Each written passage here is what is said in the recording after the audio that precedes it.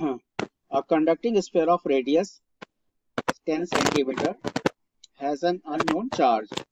If the electric field 20 centimeter from the center of the sphere is 1.5 into 10 to the power 3 Newton per Coulomb and points radially inwards, what is the net charge on the sphere? This is the question. 1.21 of the NCERT. Okay. First of all, we draw the diagram. Spherical surface.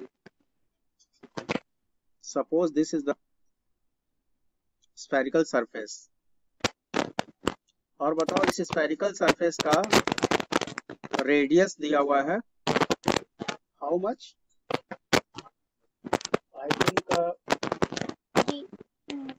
10 centimetre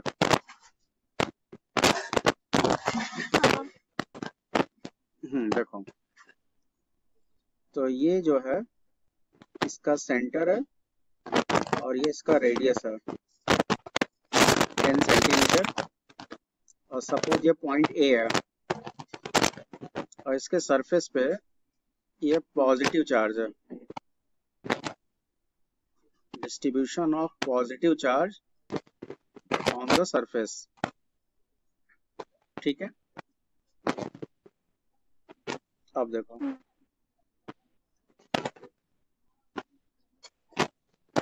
तो तुमको electric field कितने distance पे निकालना है 20 अब जरा ये बताओ जो 20 जो होगा वो 10 सेंटीमीटर के अंदर होगा कि बाहर होगा बाहर होगा बाहर होगा एक मिनट डायग्राम गड़बड़ बन गया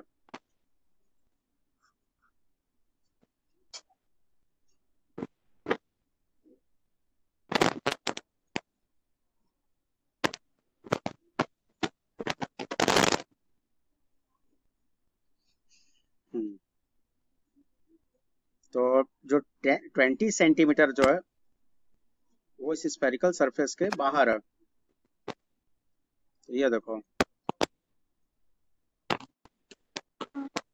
ये सरफेस ड्रॉ किया जा रहा है और इसका जो रेडियस जो है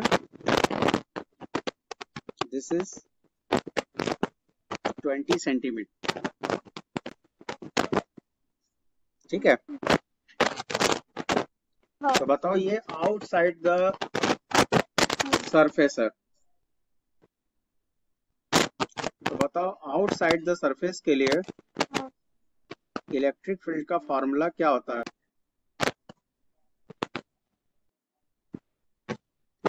no no no outside 1/4 pi epsilon not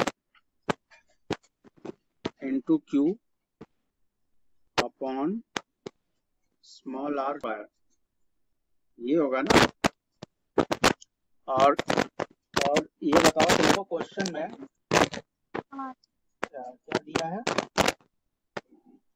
ठीक है इलेक्ट्रिक फील्ड दिया हुआ है ठीक है और हमसे पूछ रहा है कि चार्ज निकालिए तो जरा ये बताओ स्मॉल r की वैल्यू क्या है नहीं 10 सेंटीमीटर कैपिटल आ रहा है हाँ आउटसाइड द सरफेस जो होता है इसका रेडियस स्मॉल आर लेते हैं ठीक है एट द सरफेस के लिए कैपिटल आर तो सरफेस तो तुम्हारा ए है ना ये ब्लू कलर वाला ओरिजिनल सरफेस है हाँ। और जबकि हमको जो निकालना है सरफेस के बाहर निकालना है और सरफेस के बाहर रेडियस स्मॉल आर होता है हाँ। तो इट मीन्स हमको स्मॉल आर दिया हुआ है 20 सेंटीमीटर 0.2 मीटर। और बताओ ये व्हाट इज इलेक्ट्रिक फील्ड?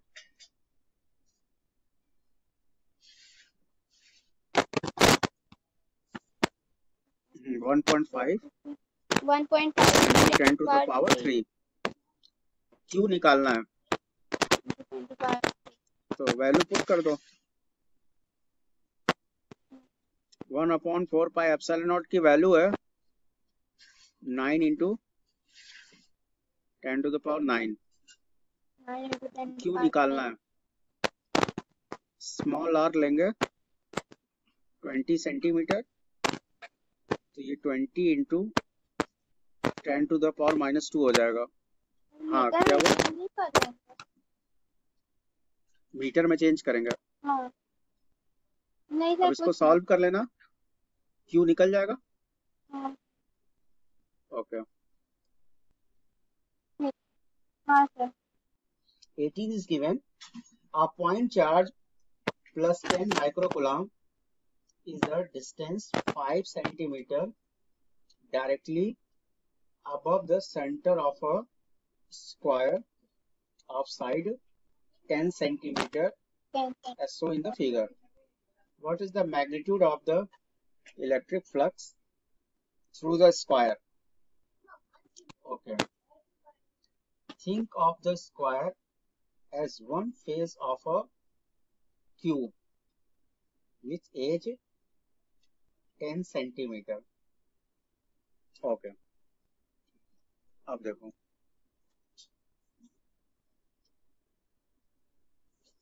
तो देखो तुम्हें यहाँ पे एक स्क्वायर सरफेस दिया हुआ है, ठीक है।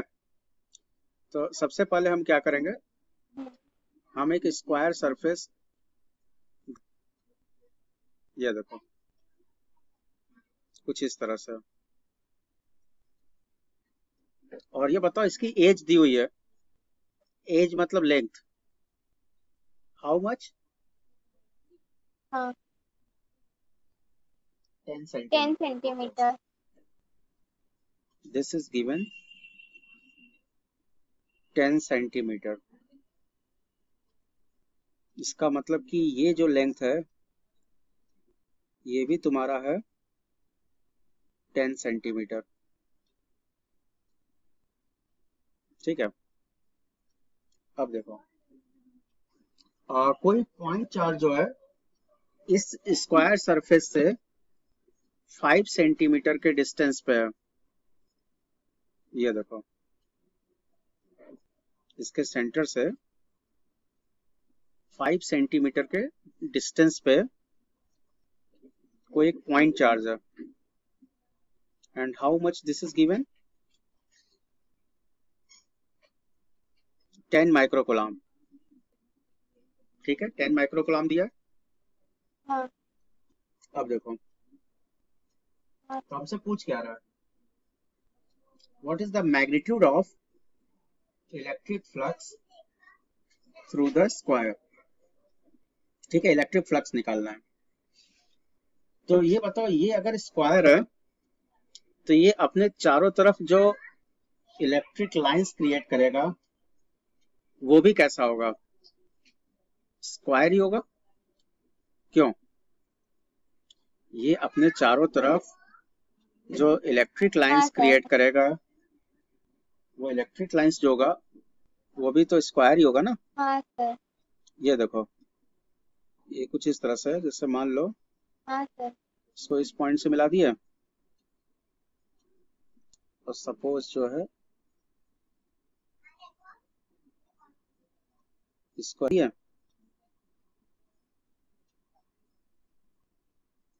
और हाँ इलेक्ट्रिक लाइंस तो है। ये रेड वाला लाइन इलेक्ट्रिक लाइंस। तो सारे पॉइंट्स को इस तरह से आपस में क्या करेंगे, मिला देंगे। हाँ एक क्यूब बनेगा।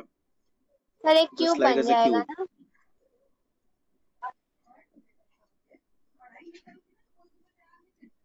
ठीक है, तो इसको थोड़ा सा डायग्राम गड़बड़ बन रहा। तो सारे पॉइंट्स ये बेसिकली क्या करेगा कि तुमको एक क्यूब देगा ठीक है, एक मिनट, इसको हम फिर से बना दे रहे हैं, कुछ गड़बड़ हो रहा है।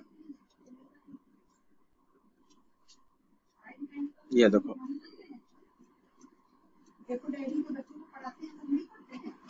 ये ठीक है, ये देखो,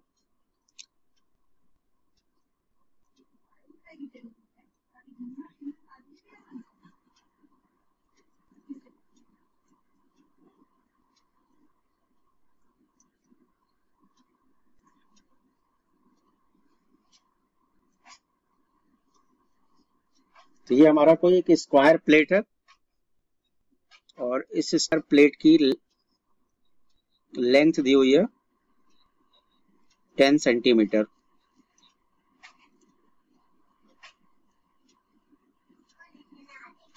अब हम क्या करेंगे कि यहाँ पे एक और स्क्वायर सरफेस लेंगे जो इसके चारों तरफ इलेक्ट्रिक लाइंस क्रिएट कर रहा है।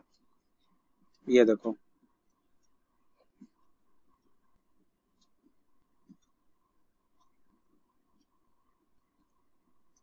ये इस तरह से इलेक्ट्रिक लाइंस क्रिएट कर रहा है और ये भी स्क्वायर शेप में है।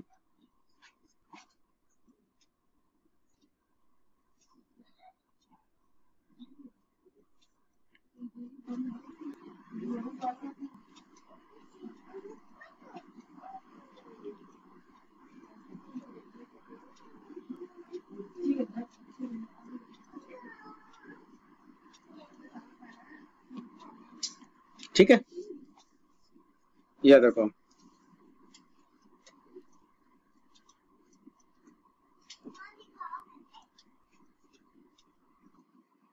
अब देखो,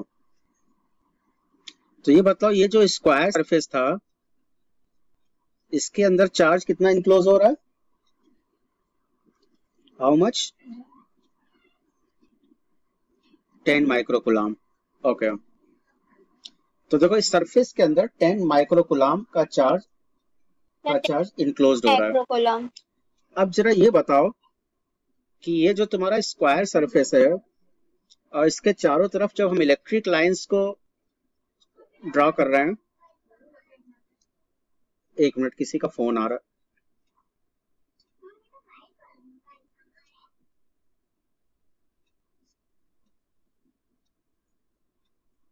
हेलो,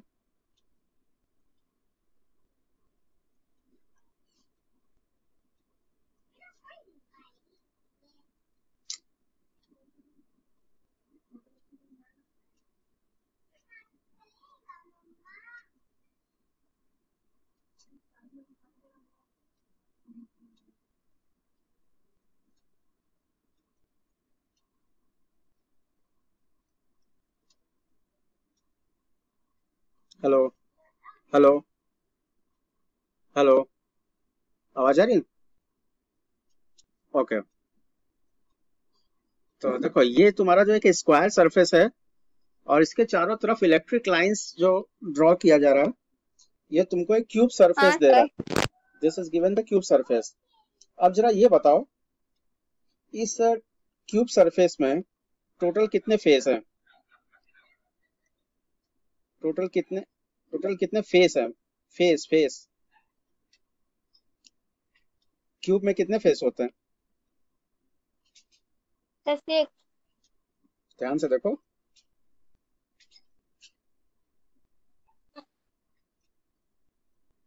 सिक्स फेस होते हैं। हाँ ठीक, अच्छा 6 बोली थी, हमें 1 सुनाई दिया। Sir please. अब जरा ये बतलाओ, एक फेस तुमको तो वही फ्लक्स दे बोले रहा थे। है 5, तो अगर 6 फेस है तो 6 फेस का टोटल फ्लक्स होगा 6 पाई। ठीक है, ओके, अब देखो, तो 6 फेस का टोटल फ्लक्स होगा 6 6 पाई। हाँ सर। अब जरा ये बताओ, ये टोटल इलेक्ट्रिक फ्लक्स किसके इक्वल होता है according to Gauss's law? Q upon epsilon naught. Okay, तो हमको निकालना क्या? हमको फ्लक्स निकालना, तो फाई इज इक्वल टू हो Q जाएगा upon epsilon naught. Q upon 6 epsilon naught. अब वैल्यू पुट कर दो, हाँ Q इज गिवन, हो जाएगा। एप्सिलॉन नॉट की वैल्यू पुट कर देना, आ जाएगा। हाँ सर अब हो जाएगा। ठीक है।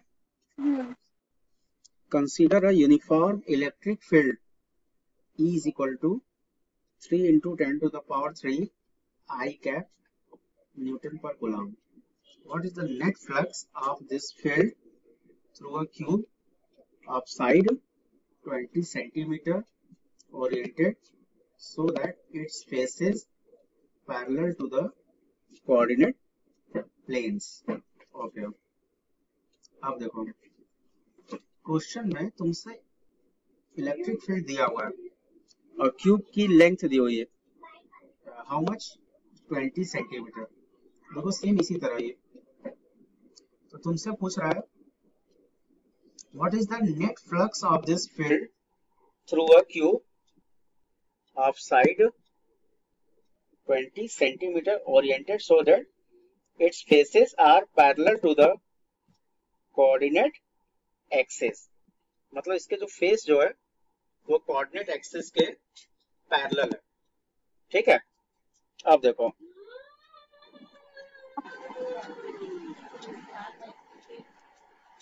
ठीक है, तो देखो कैसे निकालेंगे, जरा ध्यान से देखना।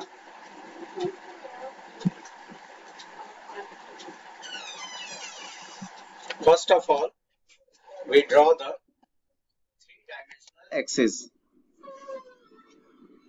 three dimensional axis.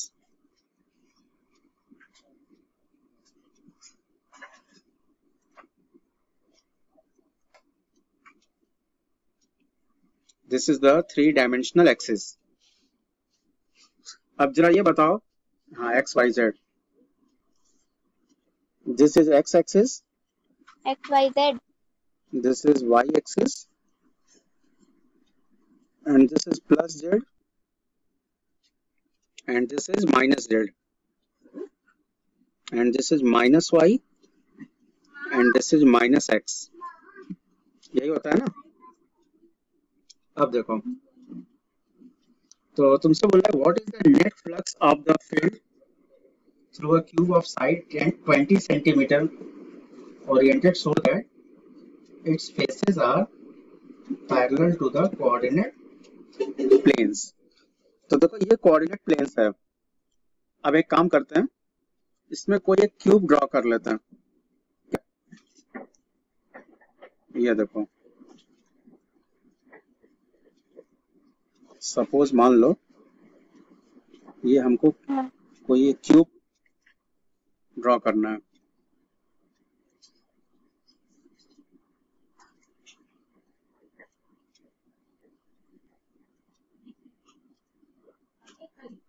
ठीक है,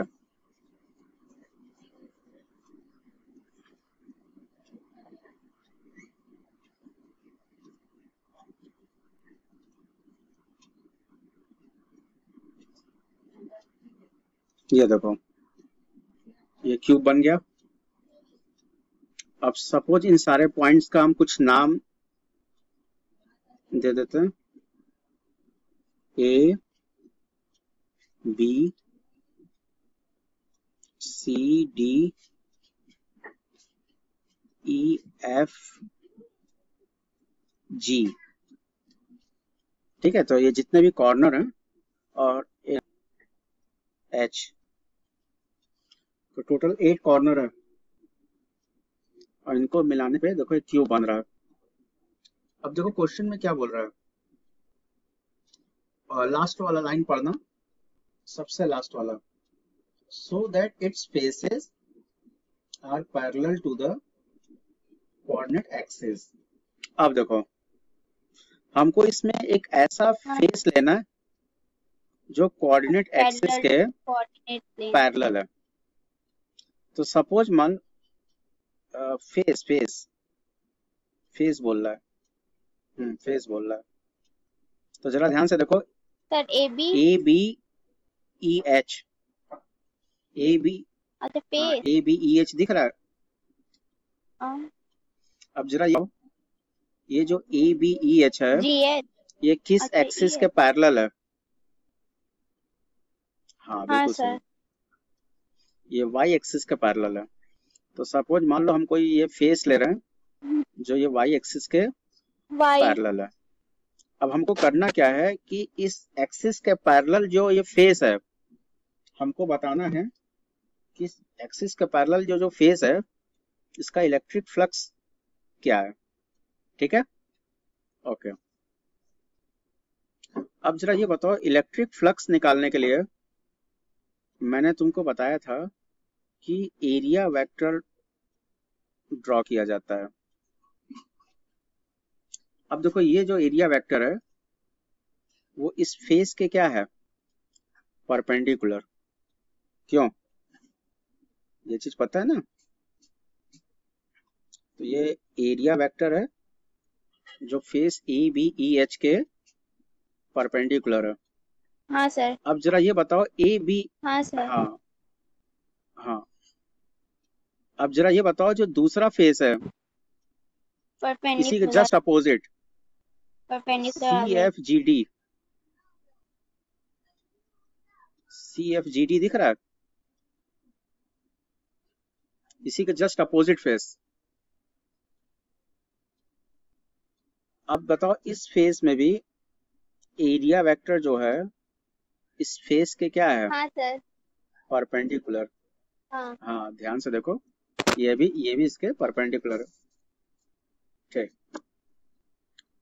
अब देखो, अब हमको क्या करना है, परपेंडिकुलर। ये जो दोनों फेस है, हाँ। ये दोनों फेस वाई एक्सिस के पैरेलल है। ठीक है, तो हमें इन दोनों फेस के थ्रू फ्लक्स निकालना है। तो जरा ये बताओ, ये तुम्हारा हो जाएगा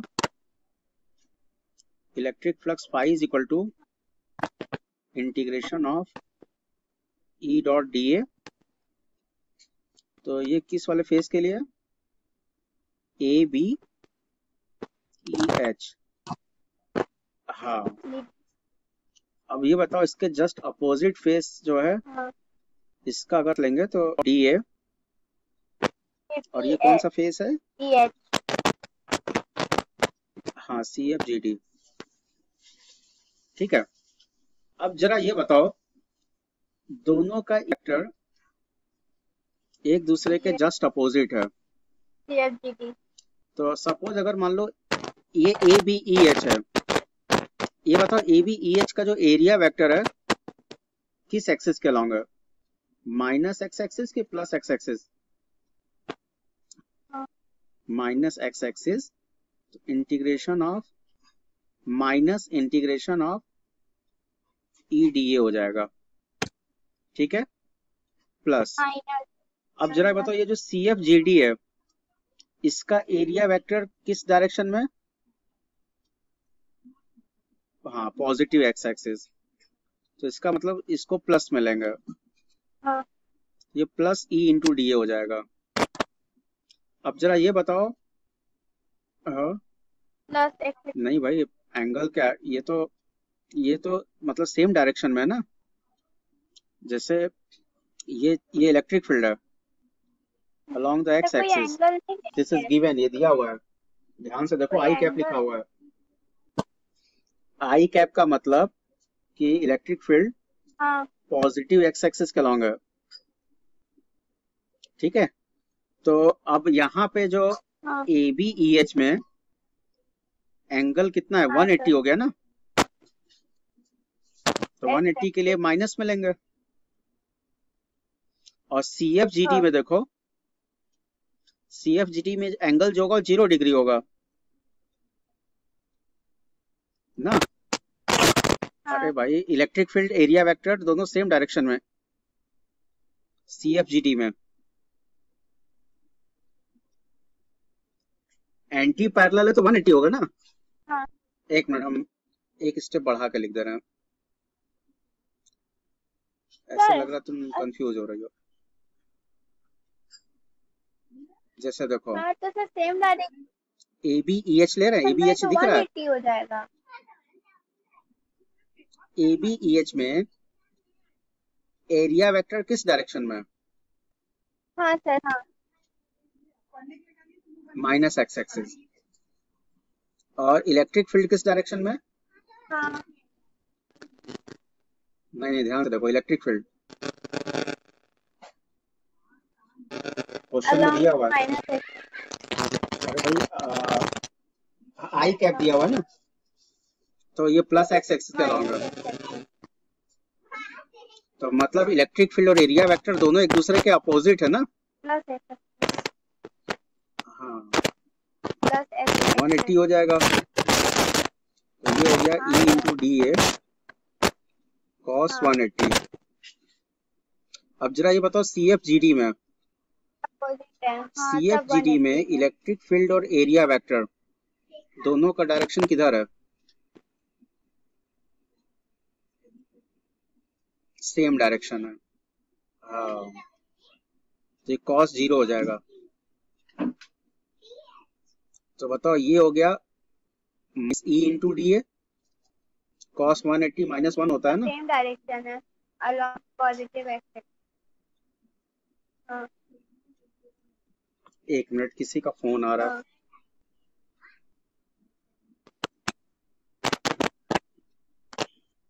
हाँ हाँ हेलो, हाँ यस मैम, हाँ yes ma'am, yes ma'am. Yes ma'am.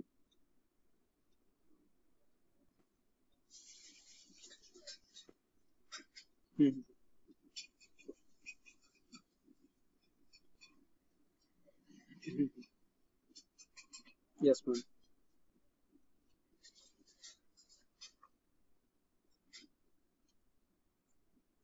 Yes ma'am. Yes ma'am. ठीक ठीक है मैम, ठीक है मैम, अभी जस्ट हम भेज दे रहे हैं।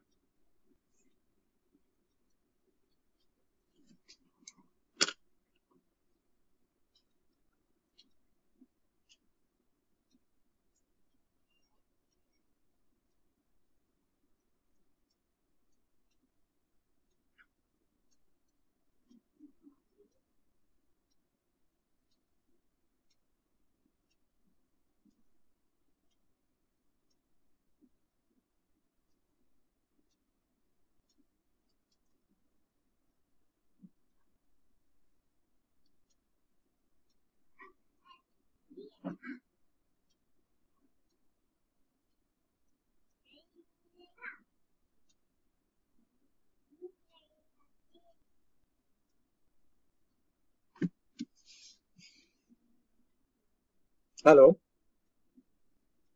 हेलो। हाँ हाँ देखो, हाँ तो हम क्या बोल रहे थे कि ये जो तुम्हारा CFGD जो है, CFGD में दोनों का डायरेक्शन सेम है, तो cos 0 हो गया, तो cos 0 प्लस 1 होगा, तो ये प्लस में आएगा। बताओ नेगेटिव पॉजिटिव कैंसिल हो गया, तो it means total electric flux क्या हो जाएगा? 0 हो जाएगा। और यही प्रूफ करना था, यही प्रूफ करना था ना कि कोऑर्डिनेट एक्सिस के अलोंग अगर हम कोई भी फेस अगर लेंगे हाँ तो टोटल इलेक्ट्रिक फ्लक्स 0 होगा। हाँ तो ये प्रूव हो गया। 0। ठीक है, हाँ ओके। हाँ देखो जो क्वेश्चन नंबर 13 जो है वो क्वेश्चन नंबर 12 का ही हाँ पार्ट है। ठीक है, और क्वेश्चन नंबर 12 जो है वो क्वेश्चन नंबर 9 का पार्ट है।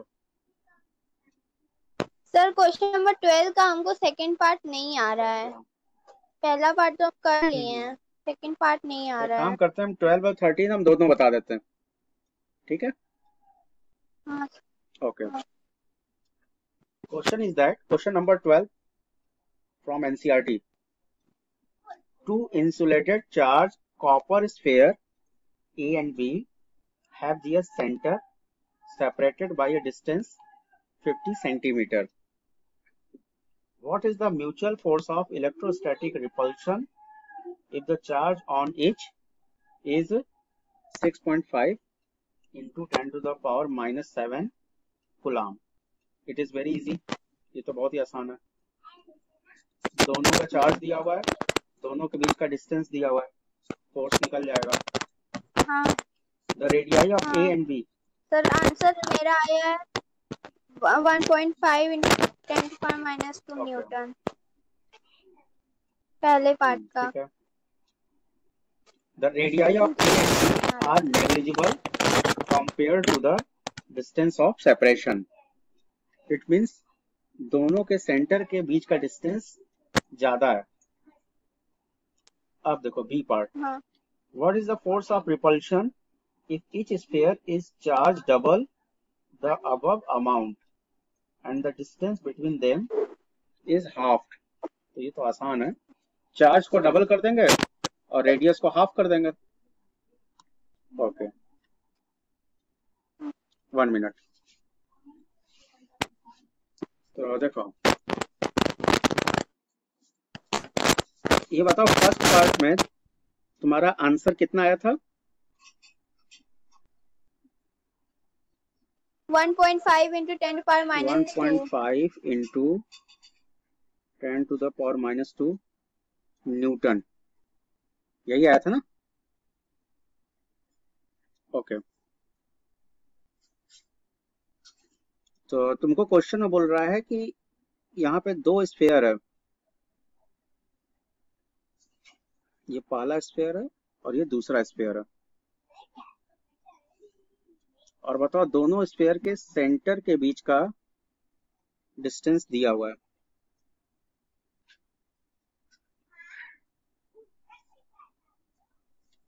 इसको हम लोग पॉइंट ए मानेंगे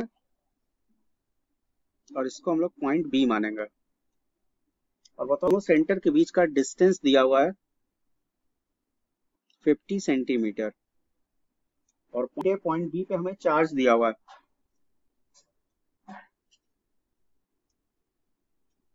ए पे चार्ज दिया हुआ है 6.5 into 10 to the power minus 7 coulomb, और बी पे चार्ज दिया हुआ है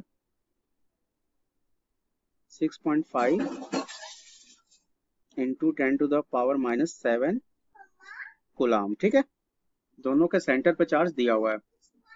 ओके तो अब देखो एक काम करते हैं, जिसका मतलब ये हुआ कि दोनों चार्ज सेम है, तो वैल्यू निकालेंगे। फॉर्मूला आएगा 1/4 पाई एप्सिलॉन नॉट, दोनों चार्ज सेम है, ये क्यू स्क्वायर हो जाएगा अपॉन आर स्क्वायर। ठीक है, ये समझ में आया? यही था ना? ओके अब देखो क्वेश्चन के अकॉर्डिंग तुम बोल रहा है चार्ज को डबल किया जा रहा है। हाँ मतलब क्यू ए दिया हुआ है, तो ये तुम्हारा है 2Q, और क्यू बी अगर है तो ये भी तुम्हारा कितना है 2, मतलब दोनों को डबल कर दिया।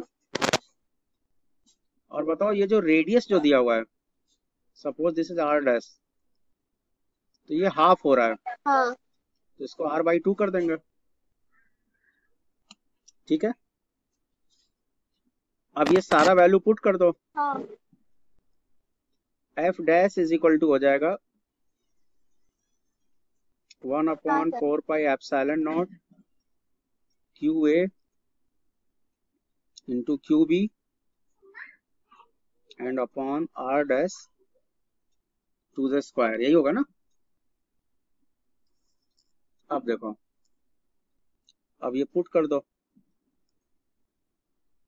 तो ये आ गया 1/4 pi epsilon not.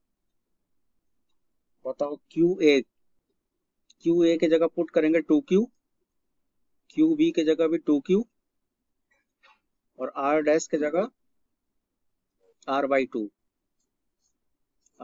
To the. अब इसको सॉल्व कर लो,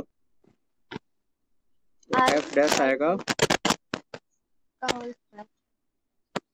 बताओ ये 2 जाएगा और ये 4 ऊपर चला जाएगा सबका वैल्यू और 4 इंटू 4 16 हो जाएगा ना। ओके, तो ये 16 कॉमन हो गया हाँ और ये तुम्हारा है 1 हाँ अपॉन 4 पाई एप्सिलॉन नॉट हाँ into Q square upon R square. और ये बताओ ये वैल्यू ऑलरेडी तुमको पता है, हाउ मच स्टार्टिंग में तुमने निकाल, R/R²। नहीं वो फोर्स, ये तो एफ के इक्वल है ना। हाँ ये 60 टू एफ हो गया 6.5 into 10⁻⁻⁷ तो ये हो जाएगा क्यूब। 1.5 अच्छा 1.5 into 10 into to the 10⁻⁻²। Power -2। हाँ ठीक है भाई, ये तो फोर्स है ना। सर ये 16, सर ये ओके 16F कैसे अब हुआ? इसको सॉल्व कर हाँ लेना, हो समझ जाएगा, गया सर, समझ गया समझ। एफ हाँ डैश हाँ निकल हाँ जाएगा। ठीक है हाँ सर समझ गया। अब देखो क्वेश्चन नंबर 13, ये 12 का ही पार्ट है। हाँ सर हाँ 1.13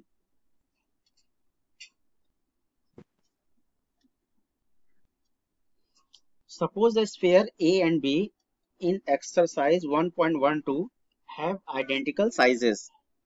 Identical size मतलब दोनों का रेडियस सेम है।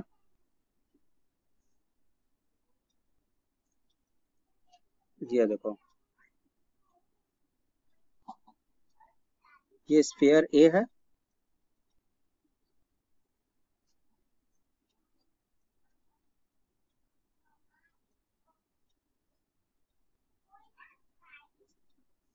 और इसी तरह दूसरा स्फीयर B ले रहा है। देखो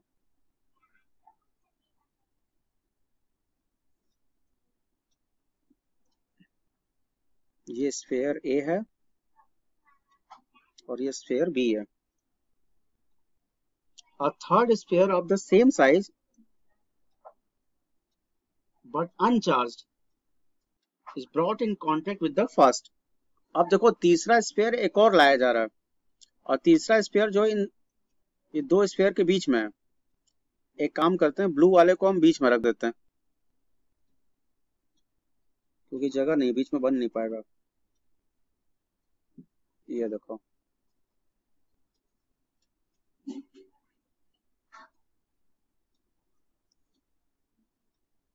इसको ए मान लेते हैं, ये ब्लैक वाले को, और रेड वाले को बी, और ये जो बीच में जो रखा गया है ये जो ब्लू कलर में है ये अनचार्ज्ड है।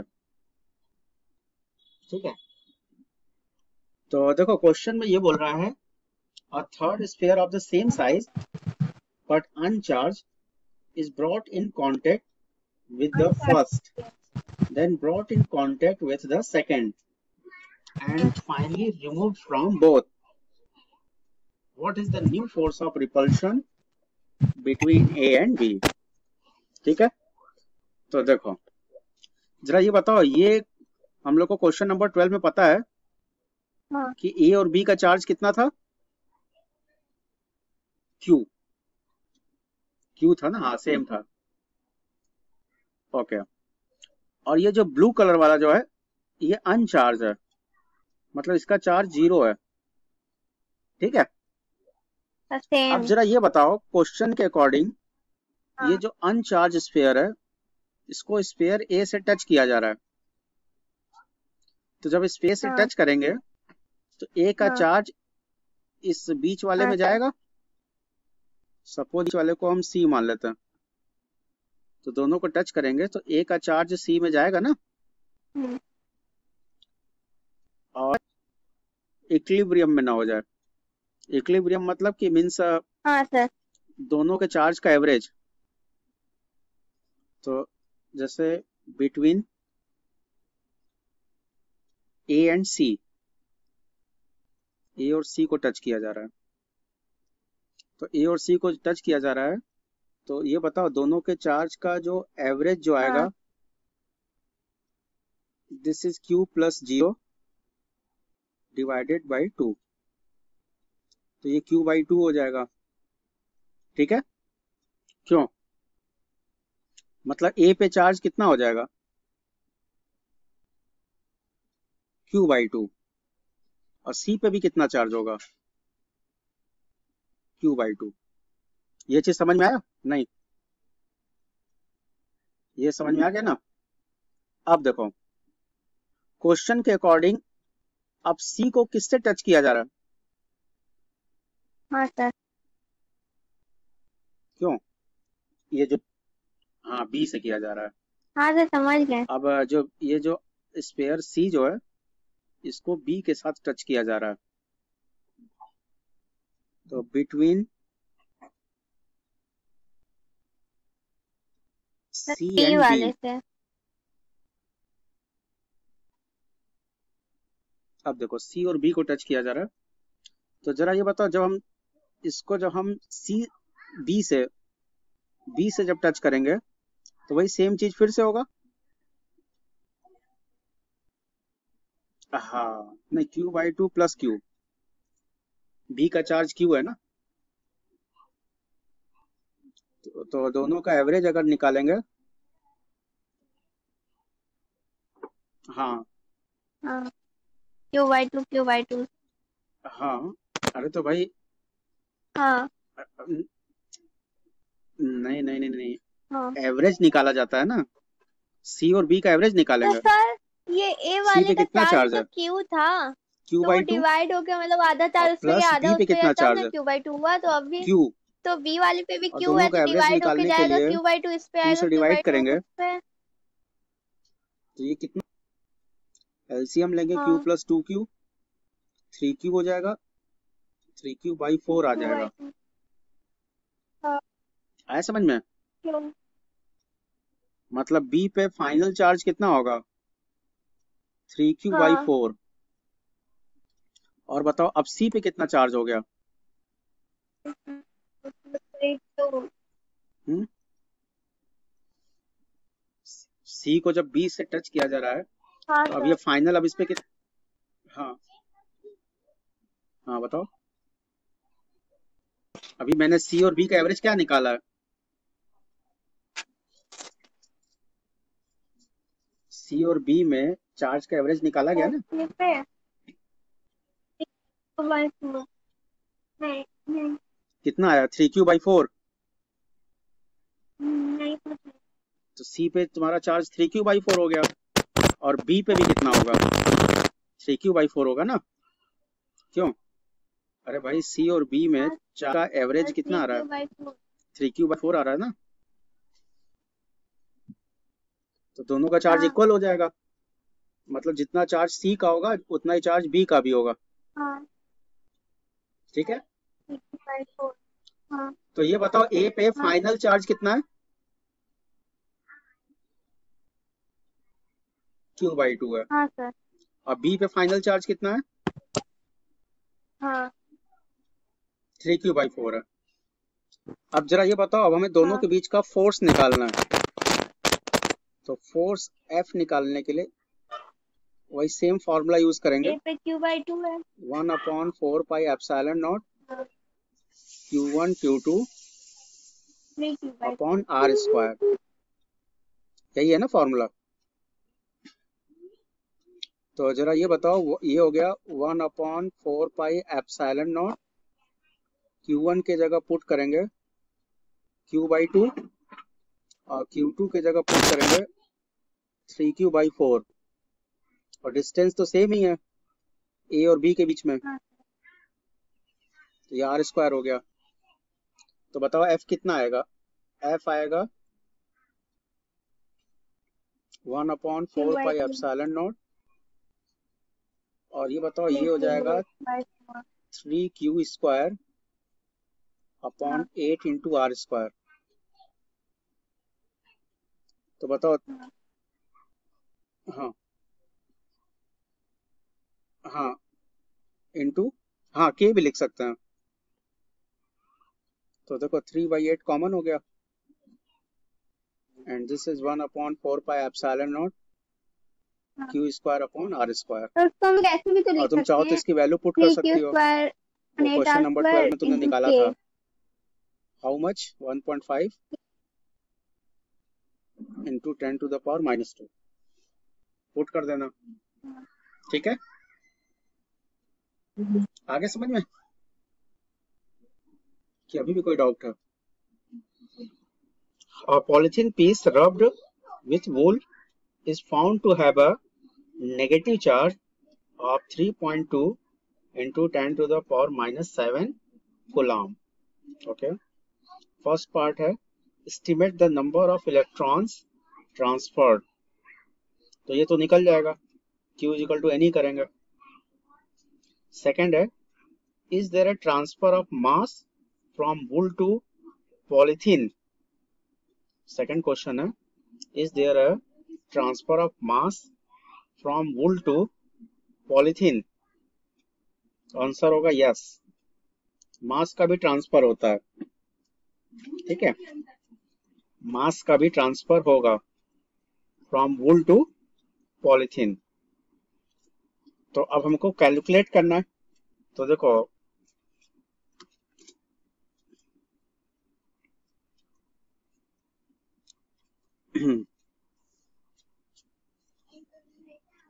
तो सपोज मान लो कि ये तुम्हारा वूलन है,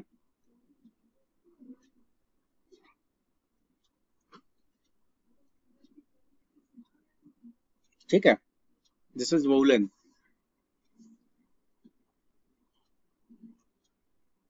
और सपोज दूसरा हम पॉलीथीन ले रहे हैं, दिस इज द पॉलीथीन।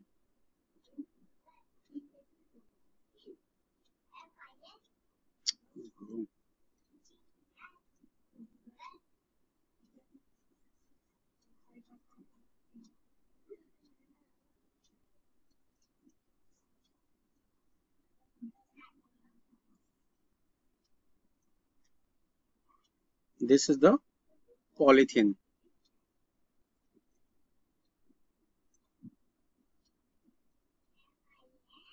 ठीक है, दोनों को रब्ड किया जा रहा है। तो बताओ जब रब्ड करेंगे तो वूल का जो इलेक्ट्रॉन है, वूल का जो इलेक्ट्रॉन है वो पॉलीथीन में ट्रांसफर होगा।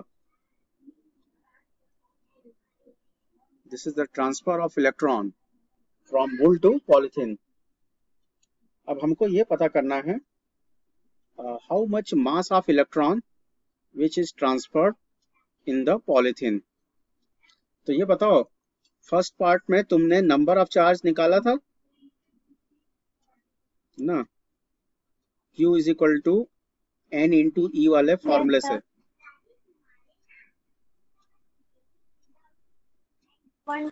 1.875 into 10 to power 12 इंटू आया था 10 to the power 12। into 10 to power 12। अब देखो तो बताओ पॉलीथीन में n number of charge transfer हो रहा है, तो इट मींस तो पॉलीथीन में जो भी इलेक्ट्रॉन ट्रांसफर हो रहा है, तो mass of the transfer of electron, mass of the transfer of electron, this is equal to m into n। ठीक है, अगर एक इलेक्ट्रॉन ट्रांसफर हो रहा है मास m होगा, अगर n इलेक्ट्रॉन्स अगर हो रहे हैं तो m इंटू n हो जाएगा ना। अब बताओ एक इलेक्ट्रॉन का मास होता है 9.1 इंटू 10 टू द पावर -31 और नंबर ऑफ चार्ज तुम्हें पता है, तो 1.875 into 10 to the power 12 multiply कर दो, तो टोटल जितने भी इलेक्ट्रॉन ट्रांसफर हो रहे हैं उस पूरे टोटल इलेक्ट्रॉन का टोटल मास आ जाएगा। ठीक है, हो जाएगा। ओके हाँ sir. Question number 7 NCERT। An electrostatic field line is a continuous curve that is a filled line cannot have sudden breaks. Why? हाँ तो ठीक है, तो तुमसे क्वेश्चन में ये पूछ रहा है कि इलेक्ट्रिक लाइंस जो होता है वो कॉन्टिन्यूअस होता है, वो ब्रेक क्यों नहीं करता है? तो उसके पीछे देखो एक रीजन है। Electric field lines of force exist through out the region of an electric field. The electric field of a charge decreases gradually with increasing distance from it and becomes zero at infinity. Electric field cannot vanish abruptly.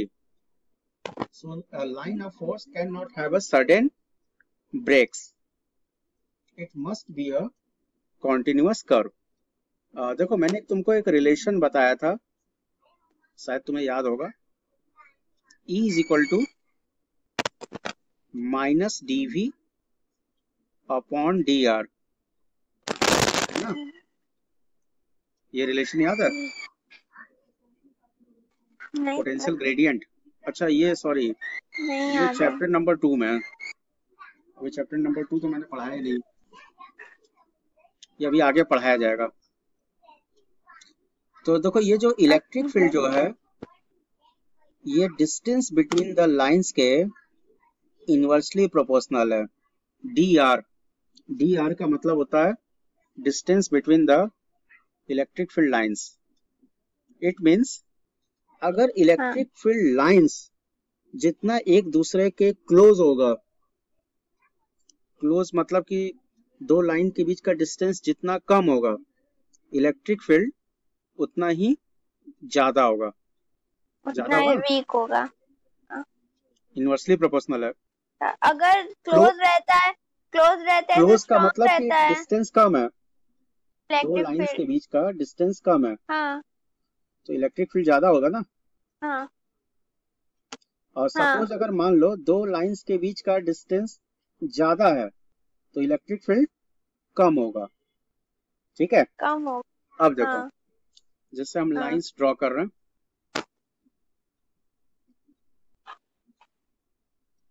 तो suppose मान लो कि ये electric lines है।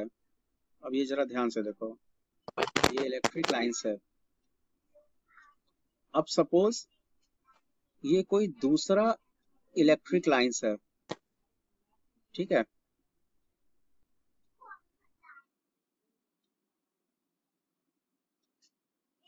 ये देखो एक blue colour का है और एक रेड कलर का है, ठीक है। अब जरा ये देखो, हाँ। यहाँ बीच में देखो दोनों लाइंस एक दूसरे के काफी क्लोज है। अब हाँ, देखो फिर बाद में देखो दोनों लाइंस एक दूसरे से काफी दूर जा रहा है। एक देखो एक ऐसे इन्फिनिटी पे चला जाएगा, और ये रेड वाला जो है, और रेड वाला भी देखो ये इस तरह से इन्फिनिटी पे जा रहा है, ये देखो, हाँ। हाँ, तो इन्फिनिटी पे जाने का मतलब कि दोनों के बीच का डिस्टेंस क्या हो रहा है, बढ़ रहा है, हाँ, ठीक है। अब देखो तो लाइन के बीच का डिस्टेंस कम है तो इलेक्ट्रिक फील्ड स्ट्रांग है, तो it means electric lines continuous होगा, ये ब्रेक नहीं करेगा, हाँ। क्योंकि इलेक्ट्रिक फील्ड यहाँ पे स्ट्रांग है। और तुमको पता है कि जहां पे इलेक्ट्रिक फील्ड स्ट्रांग होता है वहां इलेक्ट्रिक लाइंस एक दूसरे के काफी क्लोज होता है और उनके ब्रेक होने का कोई भी चांस नहीं है, क्योंकि जहां इलेक्ट्रिक फील्ड होता है वहीं पे इलेक्ट्रिक लाइंस पाया जाता है। अब जरा ये बताओ, अब ये सपोज मान लो ये इन्फिनिटी पे चला गया, ये प्लस इन्फिनिटी पे और ये भी तुम्हारा प्लस इन्फिनिटी पे, इट मींस डी आर की वैल्यू कितनी हो गई, इन्फिनिटी। अब जरा ये बताओ डी आर की वैल्यू अगर इन्फिनिटी हो गई जिसका मतलब कि ई कितना हो जाएगा, 0। हाँ। डी आर की वैल्यू अगर इन्फिनिटी है तो इलेक्ट्रिक फील्ड क्या होगा, 0।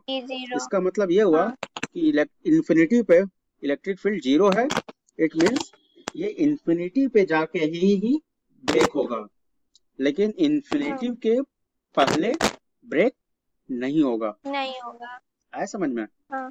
तो ये रीजन है कि इलेक्ट्रिक लाइंस हमेशा Continue.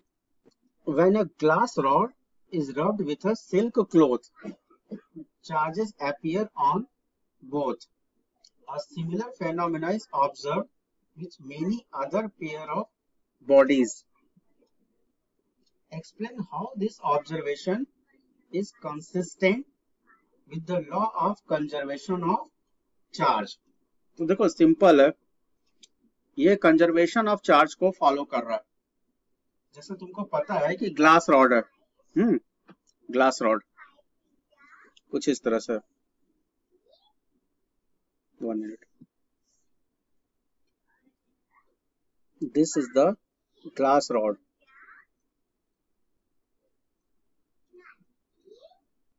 और ग्लास रॉड पे सपोज इलेक्ट्रॉन्स है और इसको किस पे रब किया जा रहा है? आई थिंक सिल्क पे किया जा रहा है। हाँ, ओके।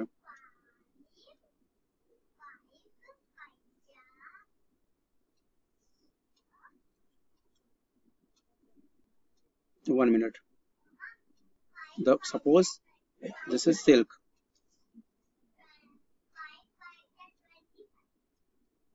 और ये ग्लास रॉड है, ठीक है। अब जरा ये बताओ, जब इसको रब्ड किया जाएगा तो ग्लास रॉड अपना इलेक्ट्रॉन सिल्क को ट्रांसफर करेगा। ये जो ग्लास रॉड जो है अपना इलेक्ट्रॉन सिल्क को ट्रांसफर करेगा। और तुमको पता है कि जितने इलेक्ट्रॉन ये लूज करेगा, ये जितने इलेक्ट्रॉन लूज कर रहा है उतने same number of negative charge ये गेन कर रहा है। तो मतलब जितना इस पे पॉजिटिव चार्ज है उतने सेम अमाउंट का इस पे नेगेटिव चार्ज है। तो it means it follow the conservation of charge, ठीक है। So it is observed that positive charge developed on the glass rod has the same magnitude as the negative charge developed on silk cloth. तो जितना positive charge, hello आवाज आ रही? एक minute, एक minute.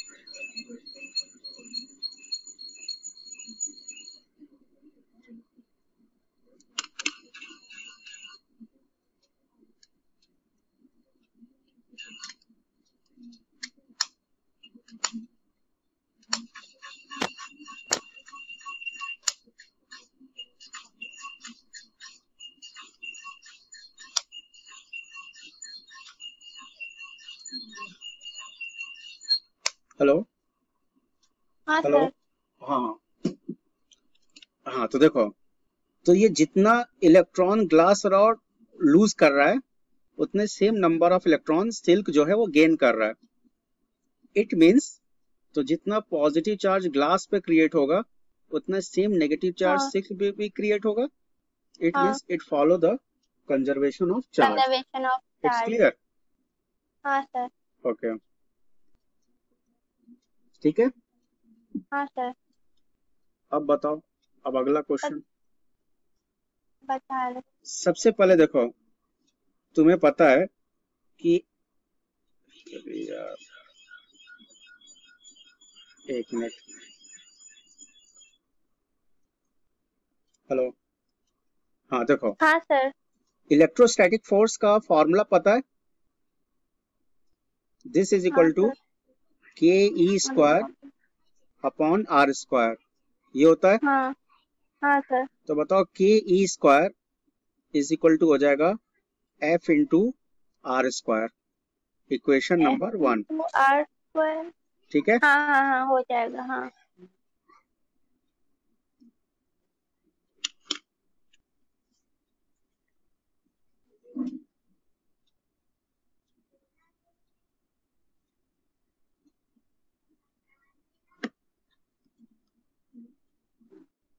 तो k into e² किसके equal होगा? FR², ठीक है। अब जरा ये बताओ, क्लास 11th में तुमने ग्रेविटेशनल फोर्स का फॉर्मूला पढ़ा होगा, F is equal to G, हाँ sir. F is equal to G m1 m2 upon R square, या मास ऑफ इलेक्ट्रॉन हाँ sir. Into mass of proton upon R square. अब तुम जरा ये हाँ बताओ, सर। ये G M E into M P किसके इक्वल आएगा? F into R square. तो ग्रेविटेशनल फोर्स। हाँ, एफ इंटू आर स्क्वायर होगा ना। ये G M E into M P है। हाँ सर। अब जरा ये बताओ, हाँ क्वेश्चन में जो तुमको इक्वेशन जो दिया हुआ है, हम क्या करेंगे कि न्यूमरेटर में हाँ की ई स्क्वायर के जगह क्या पुट करेंगे? F R square. और नीचे हाँ डिनोमिनेटर में G M E M P दिया हुआ है, और इसके जगह भी क्या पुट करेंगे? F R square. F R square. F R square cancel, हाँ दिस इज इक्वल टू 1, हाँ it means this is dimensionless. 1 के इक्वल है, तो इट मीन्स ये डायमेंशनलेस है। ठीक है, अब देखो, अब अगला क्वेश्चन क्या है, उसी में अगला पार्ट भी है ना कुछ। Look up a table of physical constant and determine the value of this ratio. हाँ अब देखो, ये जो हमको रेशियो जो दिया हुआ है, हाँ सर। इस रेशियो को हमें कैलकुलेट करना है। क्या दिया हुआ था ratio? K E square upon J G M हाँ, E K M E square G M E into into M P. Mass of electron into mass of proton. और बताओ, ये के तुम्हारा किसके इक्वल है? 1/4 pi 1/4 pi epsilon epsilon naught naught into E square. और ये नीचे तुम्हारा है G M E into M P. ठीक है, तो सबकी वैल्यू पुट कर देंगे। बताओ, ये इसकी वैल्यू तुम्हें पता है, 9 into 10 to the power 9। 10⁻9। Charge का मैग्नीट्यूड होता है, और 1.6 इंटू 10⁻⁻19। हाँ, और ग्रेविटेशनल कांस्टेंट की वैल्यू पता है, 6.67। 6.6 इंटू हाँ, 10⁻⁻11। -11 ये 11 है। हाँ मास ऑफ इलेक्ट्रॉन हाँ 9.1 9.1 10 to the into power -31। 10⁻31। Mass of proton हाँ 1.67 1.6 इंटू 10⁻20। 10 to the power -27। इसको सॉल्व कर हाँ लेना, सॉल्व करने पे रेशियो आ जाएगा। ठीक है, हो जाएगा ना सॉल्व? हाँ हाँ सर। ठीक है,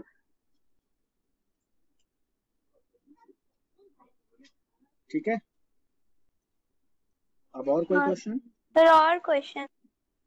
हाँ सर, एक और है 14 वाला सर। 14, 1 मिनट। हाँ ओके, देखो 14 में तुमको डायग्राम दिया हुआ है। हाँ फिगर शो हाँ tracks of 3 charge particles in a uniform electric field. Give the sign of the 3 हाँ। Charges, which particle has the particle है highest highest charge charge to mass ratio? Ratio. अब देखो, हो जाएगा। हाँ देखो इसको कैसे करेंगे। First of all, we draw the 2 parallel plates.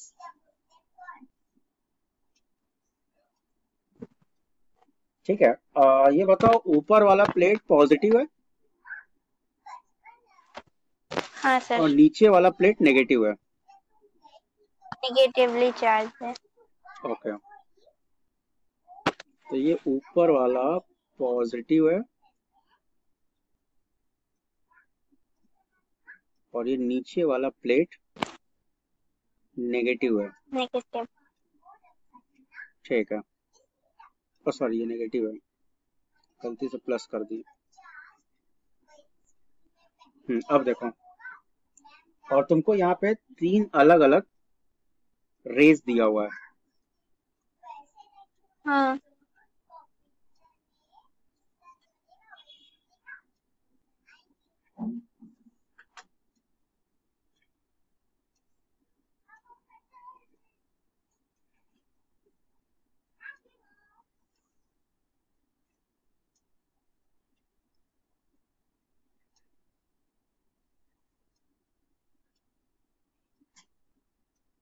ठीक है, तो ये जो है ये ऐसे जा रहा है ऊपर, और ये ब्लैक वाला जो है ये भी ऊपर जा रहा है, और हाँ ब्लू सर। वाला जो रेज है वो नीचे जा रहा है,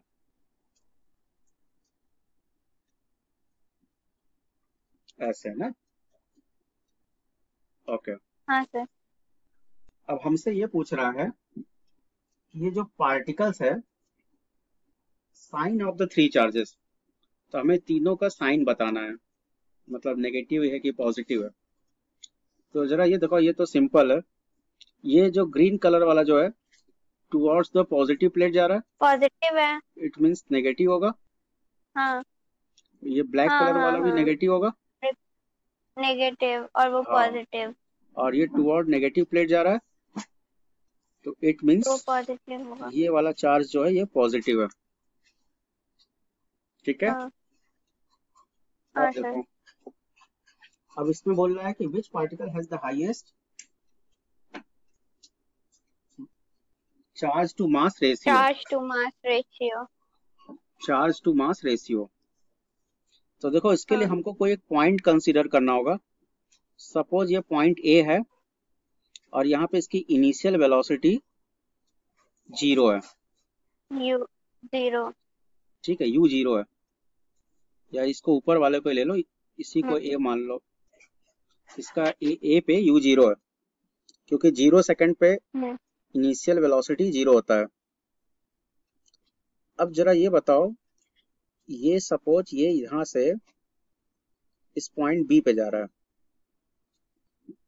तो जरा बताओ जब ये पॉइंट बी पे जा रहा है तो ये ए से बी हॉरिजॉन्टल डिस्टेंस भी ट्रेवल कर रहा है, और जरा ध्यान से देखो बी से सी हाँ ये वर्टिकल डिस्टेंस भी ट्रेवल कर रहा है।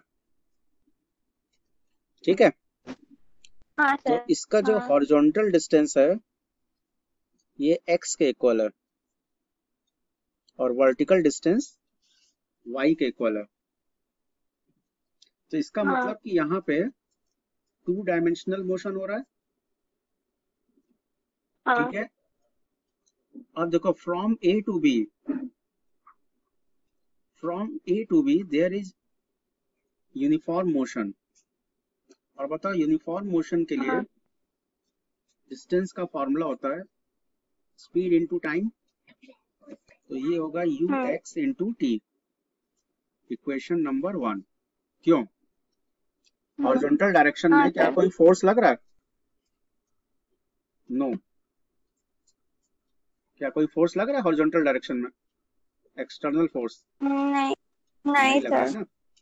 भाई ऐसा तो है नहीं कि इसको धक्का दिया जा रहा है, चार्ज पार्टिकल तो अपने आप मूव कर रहा है, ऐसा तो नहीं कि हम सर इसको पीछे से पुश कर रहे हैं या पुल कर रहे हैं, नहीं सर। चार्ज पार्टिकल अपने आप जा रहा है। नहीं। तो हॉरिजॉन्टल डायरेक्शन में फोर्स 0 है, तो यूनिफॉर्म मोशन होगा, और यूनिफॉर्म हाँ सर। मोशन के लिए डिस्टेंस का फॉर्मूला होगा स्पीड इनटू टाइम। अब हाँ जरा ये बताओ वर्टिकल डायरेक्शन में, इन वर्टिकल डायरेक्शन, तो बताओ वर्टिकल डायरेक्शन कौन सा है? वर्टिकल डायरेक्शन सर वाई है। बी टू सी, हाँ बी टू सी मतलब वाई। हाँ अब जरा ये बताओ वर्टिकल डायरेक्शन में जो पॉजिटिव प्लेट है वो चार्ज पार्टिकल को अट्रैक्ट कर रहा है, तो अट्रैक्ट कर रहा है तो इसका हाँ मतलब फोर्स लगेगा कि नहीं? हाँ सर। अगर अट्रैक्शन हो रहा है तो इट मींस फोर्स लग रहा हाँ लगेगा। है। ठीक है, हाँ सर। तो हम लोग यहाँ पे डिस्टेंस निकालने के लिए यूज करेंगे second equation, ut plus half eighty square, क्योंकि आप फोर्स लग रहा है ना, तो ये एक्सेलरेट करेगा, तो हम लोग सेकंड इक्वेशन यूज हाँ करेंगे, सर। u की जगह 0 रख देंगे, प्लस हाफ हाँ a into T square, 80 square. और देखो a की वैल्यू निकल जाएगी।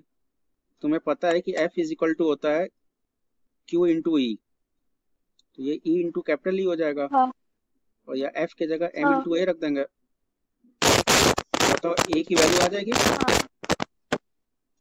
अब इस a की वैल्यू को यहाँ पुट कर दो, तो ये आएगा half E upon M into T square. अब टी की वैल्यू पुट कर दो। What is T? बताओ, फर्स्ट इक्वेशन से टी का वैल्यू आ जाएगा हाँ sir. X upon U X ना। हाँ सर। तो टी की वैल्यू पुट कर दो। अब जरा ये बताओ, यहाँ पे ये जो वर्टिकल डिफ्लेक्शन है ये किस पे डिपेंड कर रहा है? मेरे ख्याल से ई बाई एम पे। इलेक्ट्रिक फील्ड कांस्टेंट है, एक्स कांस्टेंट है, हाँ इनिशियल वेलोसिटी भी कांस्टेंट है, तो वाई किस पे डिपेंड कर रहा है? ई बाई एम। ई बाई तो एम। जिसका ई बाई एम ज्यादा होगा इट मीन्स उसका वर्टिकल डिफ्लेक्शन भी ज्यादा होगा। ज्यादा होगा। ठीक है, तो तुमसे क्या पूछ रहा था लास्ट वाले में? विच पार्टिकल हैज द हाँ। Highest charge to mass ratio? Charge to E mass by M का रेशियो किसका ज्यादा होगा? तो जिसका वर्टिकल डिफ्लेक्शन ज्यादा हो रहा है। तो जरा ये बताओ, तीनों में vertical particle deflection, free. Vertical deflection किसका ज्यादा हो रहा है? 1 2 3 में कौन कौन ज्यादा मूव कर रहा है? थ्री। 3 वाला। Okay, it means charge particle जो 3 है, तो 3 वाले का ई बाई एम क्या होगा? ज्यादा होगा। आया समझ में? ओके, हाँ sir. This is final answer.